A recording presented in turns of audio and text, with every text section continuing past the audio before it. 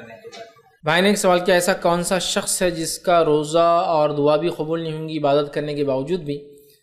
دیکھیے آپ کا سوال بہت عمومی ہے، جواب اس کا کوئی خصوصی نہیں مل سکتا آپ کو، اس لیے کہ اگر کوئی شخص جس کے ایمان میں کمزوری ہو تو اس کو کیا روزہ اور کیا زکوٰۃ اور کیا حج اور کیا تمام دعا وغیرہ کچھ بھی کام نہیں آئیں گی.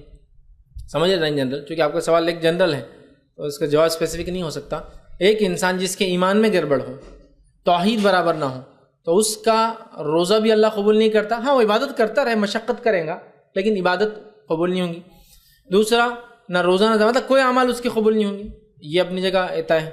دوسرا، وہ شخص بھی ہو سکتا ہے جو توحید پر تو ہے، توحید پر ہے لیکن نماز ہی نہیں پڑھتا، سمجھ رہا، تو اس کا روزہ بھی اس کو فائدہ نہیں دیں گا، اس کی دعائیں بھی فائدہ نہیں دیں گی، اس لیے کہ توحید کے بعد سب سے اہم رکن نماز ہے. تو جو آدمی نماز نہیں پڑھتا، اللہ کا ذکر نہیں کرتا، تو روزہ وغیرہ بھی اس کو فائدہ نہیں دیں گے. یاد رکھیں، اس لیے کہ یہ ایسی عبادت ہے توحید اور نماز جو ہر حال میں انسان پر فرض ہے، سوائے کہ انسان بے ہوش ہو جائے تو پھر نماز کی اس سے پوچھ نہیں ہے. سمجھ رہے آپ؟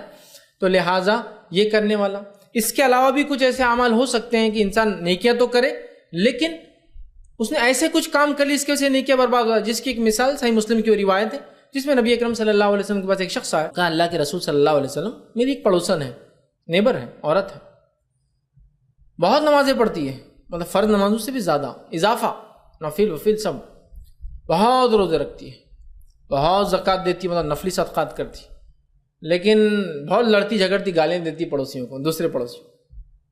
کہا ایک اور عورت ہے، وہ کم نماز پڑھتی ہے، صرف فرض پڑھتی ہے، کم بولے تو 5 میں سے 2-3 نہیں، کم مطلب اس کے مقابلے میں وہ نفل بھی پڑھ رہی ہے نا، اس سے کم مطلب صرف فرض روزے رکھتی ہے، فرض زکوٰۃ دیتی ہے، لیکن معاملات بڑے اچھے ہیں پڑوسیوں سے.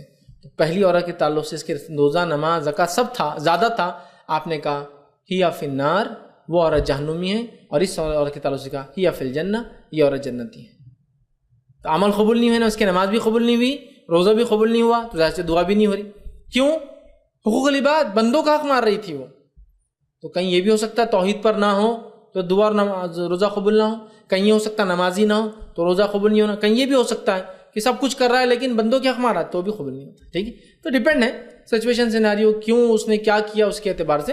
لیکن ان جنرل اگر وہ بڑے احکامات جو دیے گئے فرائض ان کو اگر پورا نہ کرے تو اس کے بعد کے احکامات ظاہر سی بات ہے نچلے والے خود بخود، جیسا کہ کوئی نماز فرض نہ پڑھے اور نفلی خوب پڑھے، چونکہ حدیث میں نفلی نماز کی فائدے وہ خوب پڑھا نفلی اور فرض غائب، تو کیا نفلی نماز کا ثواب ملے گا؟